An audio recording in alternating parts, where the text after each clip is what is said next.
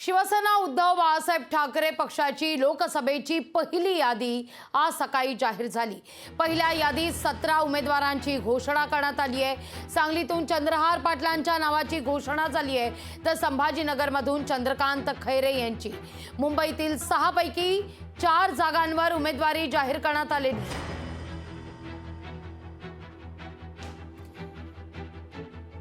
दरम्यान उमेदवार संजय देशमुख यांच्याशी बातचीत केली आमचे प्रतिनिधी संजय राठोड यांनी। यवतमाळ वाशिम लोकसभेसाठी माजी मंत्री संजय देशमुख यांच्या नावाची घोषणा झालेली आहे। ते आपल्यासोबत बोलण्यासाठी आहे। ओही इकडे जर पाहिलं तर अनेक दिवसापासून तुम्ही या मतदारसंघामध्ये लोकसभेमध्ये तुम्ही फिरत असताना अनेक सभा सुद्धा या ठिकाणी लावण्यात आलेल्या आहे। उद्धव साहेब सुद्धा होते तुमच्यासोबत, मात्र घोषणा तुमच्या नावाची व्हायची होती, मात्र आज घोषणा झालेली आहे। कसं वाटतं भाऊ तुम्हाला आणि काय सांगणार?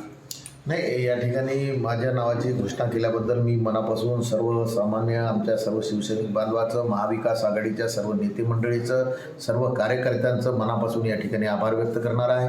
कारण गेल्या 4 महिन्यापासून आम्ही महाविकास आघाडीचे सर्व कार्यकर्ते मग या ठिकाणी कोणाला उमेदवारी मिळण्यापेक्षा आम्ही सर्व मिळून या ठिकाणी या जिल्ह्यामध्ये प्रचंड प्रमाणात सर्व कार्यकर्त्यांनी दौरे केले आणि एक चांगलं वातावरण महाविकास आघाडीचं निर्माण करण्याचा प्रयत्न जो आमचा होता तो यशस्वी या ठिकाणी झालेला आहे। आता उमेदवारी मला या ठिकाणी मिळालेली आहे। सर्वजण निश्चितपणे चांगलं काम करतील आणि जे जनतेच्या अपेक्षा आहे, कारण सर्वसामान्य जनता खूप निराश आहे, शेतकरी निराश आहेत, तरुण बेरोजगार निराश आहेत आणि या संधीचं सोनं करण्याचा माझा प्रयत्न राहणार आहे। परंतु मी आपल्याला एवढंच सांगतो की मी जर या भागाचा खासदार झालो तर निश्चितपणे तरुण बेरोजगारांना प्राधान्यानं मी या ठिकाणी त्यांना उद्योग आणून त्यांना नोकऱ्या देण्याच्या संदर्भात माझं प्रथम प्राधान्य राहील।